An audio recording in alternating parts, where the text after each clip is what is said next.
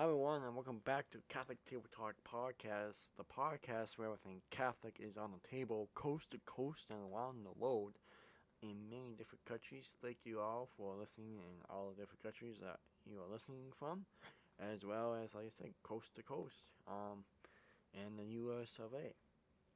Episode 87, and today's episode we're going to talk about, or I will talk about, I should say, with no guest on today, um, part two of a part one I did like a year ago. Maybe you remembered it. Maybe if not, if we don't, I'm sorry. I apologize for being so late with this. I mean, like I said, it's been basically a month. We're going to talk about the history of the church in 100 objects. Now, homeschool connections. I've been not advertising, but talking about them a lot. The old high school online platform um, that I went through for high school, and Gary Machuda, a great friend of the show and mentor of the show. We went through in the church in different stages of the church. Basically, right when Jesus Christ founded it, to basically like the year 2000, so basically modern day. Um, so it was part one was in episode 49, so basically 40 episodes ago. I remember it was last spring. It came out on Holy Thursday last year, so it has been a while. Here's a book by Mike Aquilina, and his daughter Grace. History of the Church and 100 Objects. I have been in contact with Mike. Hopefully we'll get him on the show to talk about the book and maybe the different stages of the book, because there's like 7 or 8 stages again from when Jesus Christ founded the church to modern day. Like 100 years in between, 50 years in between. There's like different stages of the church history, and I don't know if I would do if I'm going to do 8 parts. So I might have Mike on hopefully soon to talk about them. But anyway, we're going to do part 2 today, which is the church and the empire. But first, if you have not already, please like, subscribe, and follow the show on all of our platforms. If you don't know which platform we're on, besides this one that you're listening to or watching, please look down in the descriptions below, and we'll have all the links to all of the different platforms. And please try to follow and stay up to date with each platform, or most of them, because I do try. Each platform is different on how I interact on there. So if you're new to the show, make sure you follow all the platforms that we are on, so you don't miss anything that we do here on this podcast. If you'd like to be a sponsor or a merchandise, have a show topic request, a speaker request, if you have feedback, whatever, leave them in the comments below, or um, email us at catholictt@gmail.com. Again, catholictt@gmail.com, the official email of Catholic Table Talk Podcast. And today's sponsor is still the same all year, so it's it's really thankful for her to do to be a sponsor all year. It's Dr. Katrina Ning. Is a Catholic musician, author, speaker, a non-profit founder. Learn more about how she can help you, your family, and your community by visiting her website, mdkatrina.com, mdkatrina.com. Today's sponsor and the rest of the year's sponsor for Catholic Table Talk Podcast, but we can never have too many sponsors, so please reach out to us if you are feeling called to sponsor the show, whether advertisement or just donate towards the show. So just a little, it's not going to be too much in-depth history about the church and the empire, which is the church and the Roman Empire to be exact. Mike Aquilina actually has a book on just this, the church and the Roman Empire, which was from 301 to 490 AD. It had Constantine in it. It had councils during that 100, almost 200 years. And it had the fall of Rome in those years. So very, very interesting part of church history. I would highly recommend you getting the book. It's only $18 on catholictt.com. Look down below. We'll have a link to it.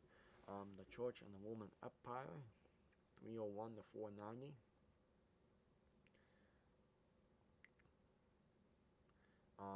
So it says, just a little description: suppress politics, sin, death, sex, and redemption. Not the plot of the latest crime novel, but elements of true history of the Catholic Church. Larger-than-life saints such as Athanasius of Alexandria, Jerome, Augustine, and political figures such as Emperor Constantine played an important part in the history of Christianity. The Church and the Roman Empire, like I said, Constantine councils and the fall of Rome. Popular Catholic author Mike Aquilina gives readers a vivid and engaging account of how Christianity developed and explained as the Roman Empire declined.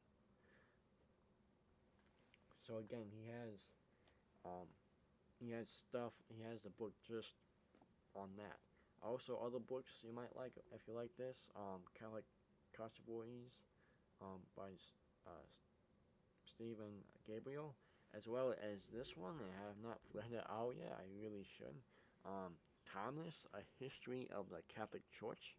It's a um, very thick book, but it's pretty good as far as I have read by Steve Wyckoff. So please look at that one if you are. So enough with that. We gotta get reading because I want to keep this short and sweet still. So again, we're gonna talk about, like we did in the first episode, just kind of my favorite objects that we went through with Game of Maturities class on the history of the Catholic Church. Object 18 is a warrior mosaic. What is the object here? Jesus' body is objectified to make a doctoral point. This mosaic adorns the ceiling of baptism built by Arian heretics in the city of Ravenna on Italy's Adriatic coast. So we kind of have a theme of these past episodes of Jesus being baptized. Jesus is portrayed entirely naked with everything exposed through some what distorted by water. The authors wish to emphasize his humanity,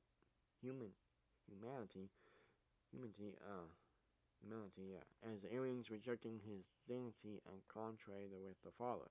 In artwork, Catholics afford Jesus a measure of modesty. The aliens wanted to make a point. Jesus is portrayed furthermore as a beardless youth, suggesting his subordination to the Father, and of course, he is accepted in his baptism in the way of word join. Conforming, the aliens would say, his divine adoption from the Father.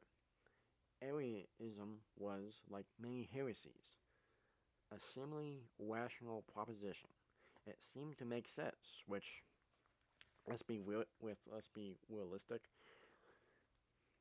for people who follow their religious beliefs or non-religious belief, they think it makes sense to them. It could be different denominations of Christianity.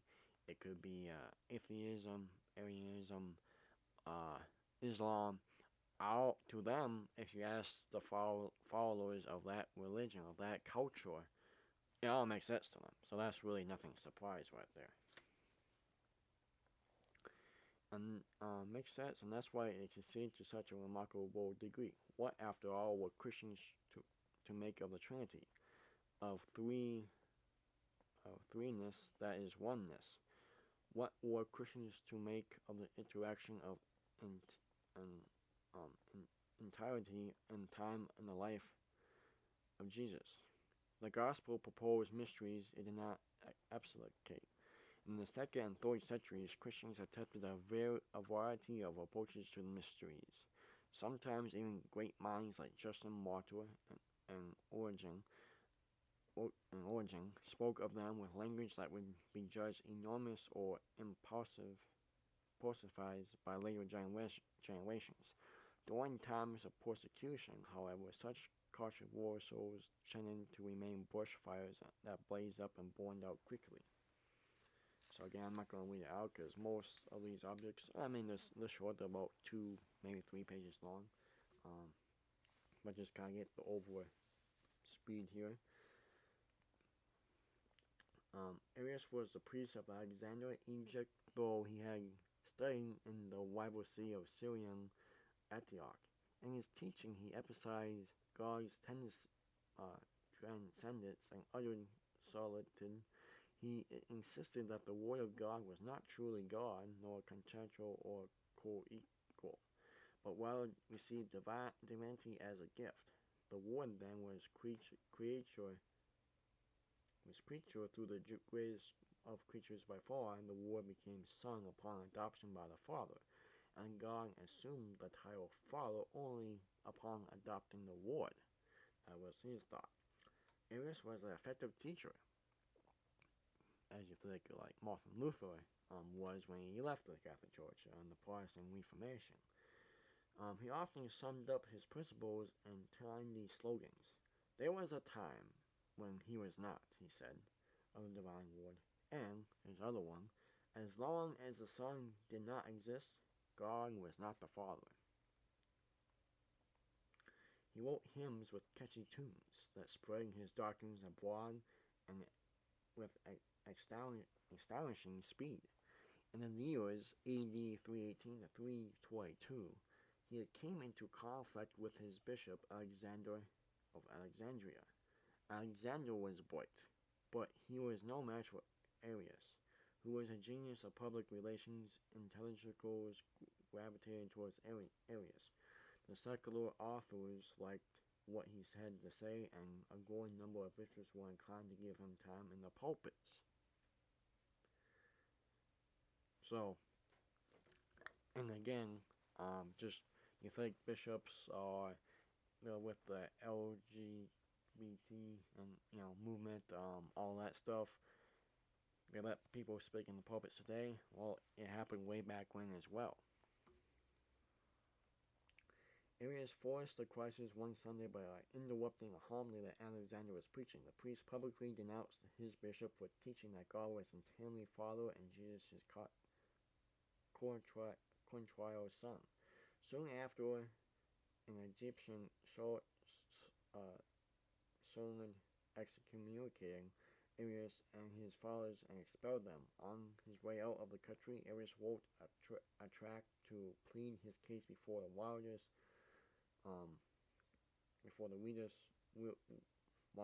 possible audience. Then the dispute was no longer a local bushfire, it became an international conflagration. St. Jerome later recalled the rapidity with which the heresy spread. The world awoke to find itself Arian. Free at last after centuries of persecution, the church seemed now to be fragmenting from forces within. The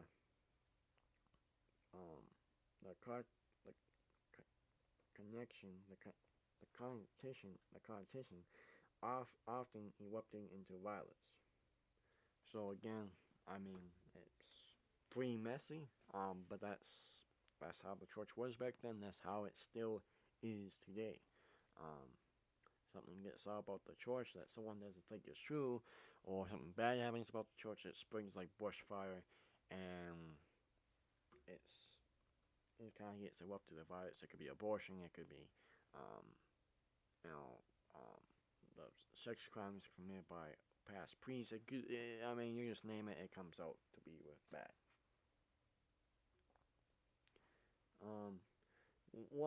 I'm just gonna read this last paragraph here.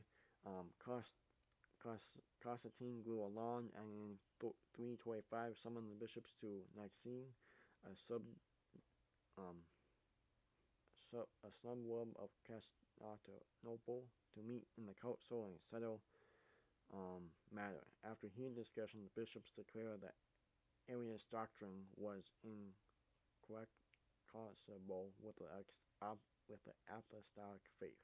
So the Council of Nicene in 325, that's when was they it was an intense discussion, but they declared it was not with the apostolic faith. So that's the mosaic right there. Just the picture of Jesus being baptized. We'll kind of go through this one quickly. This is Object Toy, St. Ambrose Bones. The skeleton remains of St. Ambrose lies in state and bishop's vestments in the crypt of the church he built. Beside him lay the bones of the 2nd century martyrs Graveston and Portulus, discovered through archaeology explorations conducted by Ambrose himself. As Bishop of Milan from AD 374 to 397, Ambrose encouraged devotion to the martyrs and actively sought their relics. It was a tense moment in the conflict between Arians and Catholics, and a new age of martyrdom seemed a real possibility for Ambrose and his church. He was adept at reading the political signs of the times. Before becoming bishop, Ambrose had served as governor of the region of Liverpool and Elam, with headquarters at Milan. It was a position of tremendous power. Milan by then was the administrative and military center of the Western Empire. And I think Gary Mature would be a little bit better more to explain this. A lot more people like Mike Aquilina would be. You had kind of the Eastern Empire, and then you had more of the Western Empire back then. Let's see. Woman remained in a symbolic capital, but it was geologically too vulnerable.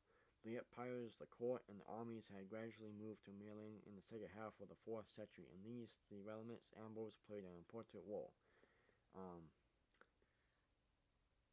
The bishop of the see during Ambrose's governorship was Athanasius, an alien who enjoyed the favor of the ruling class. When Athanasius died, there was much anxiety over who would succeed him in office. People poured into the streets of the see, and the governor, of course, worried that the demonstrations would develop into riots.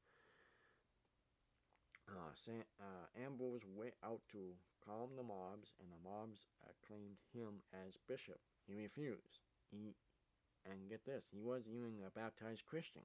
But word came from Rome that the empire expecting Ambrose to accept the office, so the governor was fast-tracked through his preparation, and in short order,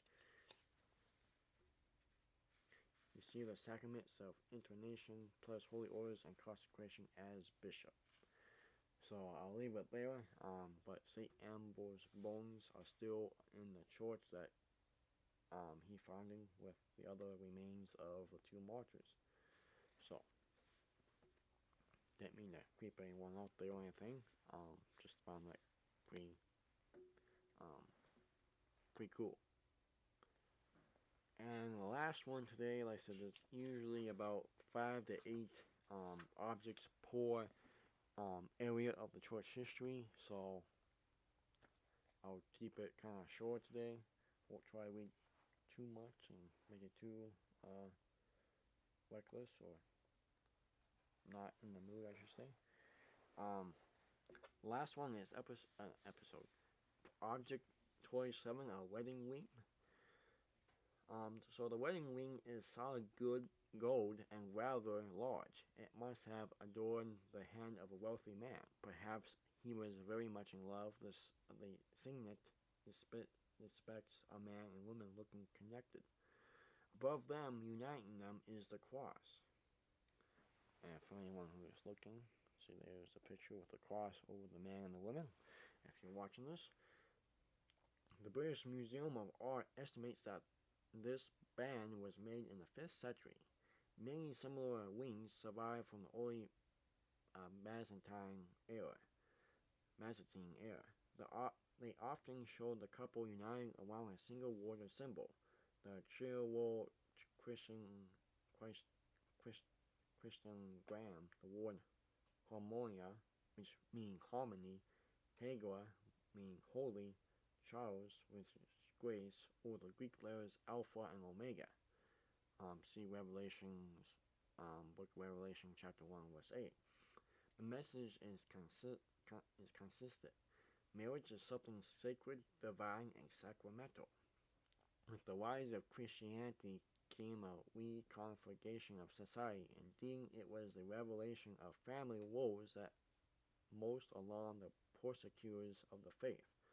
Christian teachers com, condemned practices that were considered normal in the Greco-Roman family life: easy divorce, co- concentration, abortion, and child marriage, to name just a few examples. In contrast to Roman law, Christian doctrine presented women as man's equal, not their property or their perpetual wards. Thus, on wings like this one, the spouses are depicted as equals. In the wedding rings of the early Christians, we see the union prescribed by St. Paul. Husbands, love your wives, as Christ loved the church and gave himself up for her. In Ephesians chapter 5, verse 25. It was not always a smooth transition from pagan to Christian wedlock. Vows were rarely exchanged in a church ceremony, even for Christians that settled even for Christians, the settling was usually at home or in a public place, and the form remained with what it had been for centuries. The common people still held on to some of the old pagan finality rites, such as throwing seeds of grain. Grooms still carried their wives over the threshold of the home when they would share.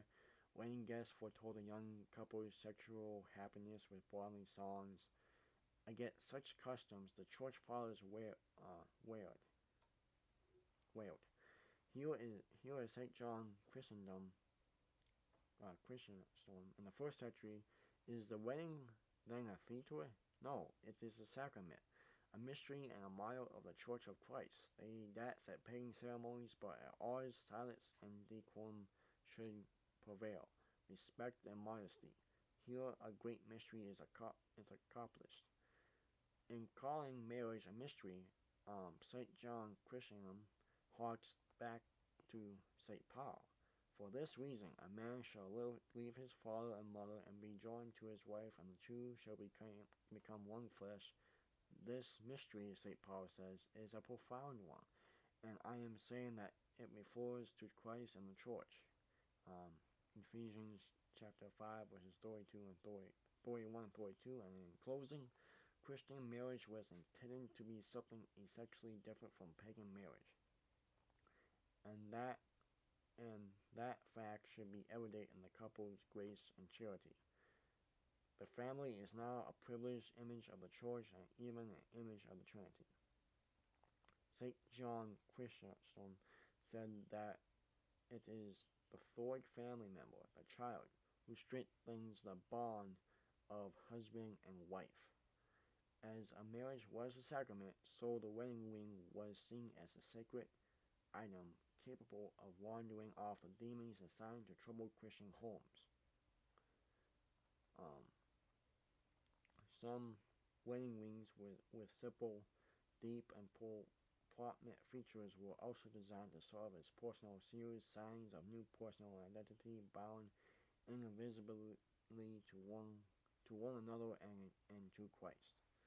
So I read the whole one that time, but again, it's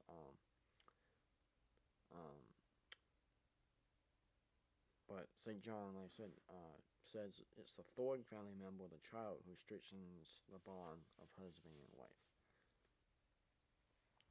And I think if you're listening and you have kids out there, you might maybe you would agree to that. So again, reading over this is probably my favorite one of the three, but still my top three favorites of the Church in the Empire, which was again 301 to 490. So again, I'm just wrapping again. So the wedding ring was seen as a sacred item capable of warding off the demons assigned to trouble Christian homes. So, I mean, yeah, so there's demons who try to wreck the family. That's Satan's greatest, I think, well, it's Satan's greatest task is trying to separate family members from their families and destroy families.